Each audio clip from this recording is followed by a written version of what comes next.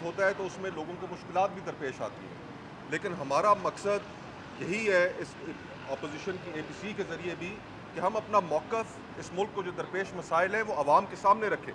آپ بھی صبح یہاں پر موجود ہوں گے، یہاں پر ہم آپ کے سامنے بھی گفتگو کریں گے، اور اولین کوشش ہماری یہی ہوگی کہ یہیں پر ہم اے پی سی اپنی کریں، اور اس کے بعد کا جو لائے عمل ہے کل صبح ہی آپ کے سامنے یہاں پر آپ کے ساتھ شیئر کریں اچھا، کیا پیغام آپ کو ملا کینسلیشن کا؟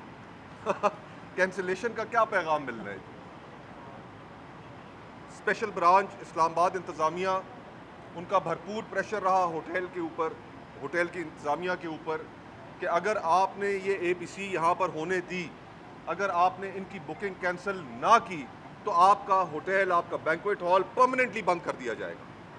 تو یہ دھمکی انہیں دی گئی.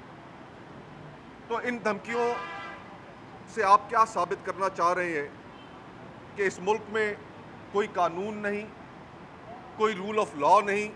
یہی شہر اسلام آباد کہ جس میں سپریم کورٹ بھی موجود ہے، ہائی کورٹ بھی موجود ہے، لیکن کھلے عام شہریوں کو، سیاسی جماعتوں کو اپنا کانسٹیٹیوشنل رائٹ ایکسرسائز کرنے سے روکا جا رہا ہے.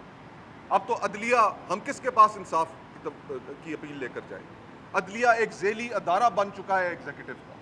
26ویں آئینی ترمیم کے بعد اس عدلیہ کی اب کیا حیثیت رہ گئی ہے؟ کل یہاں پر پاکستان بھر سے وکیل رہنماؤں نے بھی آنا تھا، انہوں نے بھی یہاں پر گفتگو کرنی تھی. جو میڈیا کے جو پیکا لاز کے ذریعے جو تلوار لٹکائی گئی ہے، میڈیا کے احباب نے یہاں پر آ کر گفتگو کرنی تھی. آپ کے دوست، آپ کے بھائی، آپ کی برادری سے تعلق رکھنے والے لوگ جو میڈیا پہ جن کی آواز بند کر دی گئی ہے، جن کو چینلوں سے ہٹا دیا گیا ہے، انہوں نے یہاں پر آ کر گفتگو کرنی تھی. تو یہ فضائی ہتھ کنڈے ہیں. اگر حکومت اس طرح کے ہتھ کنڈے جاری رکھے گی تو بھلے رکھے، لیکن ہمارا عزم بھی جوان ہے. انشاءاللہ تعالی ہم ان ہتھ کنڈوں سے ڈرنے والے نہیں. کل اسی جگہ صبح 10 بجے اپنے کانسٹیٹیوشنل رائٹ کو ایکسرسائز کرنے کے لیے پرامن طریقے سے یہاں پر آئیں گے. بہت بہت شکریہ.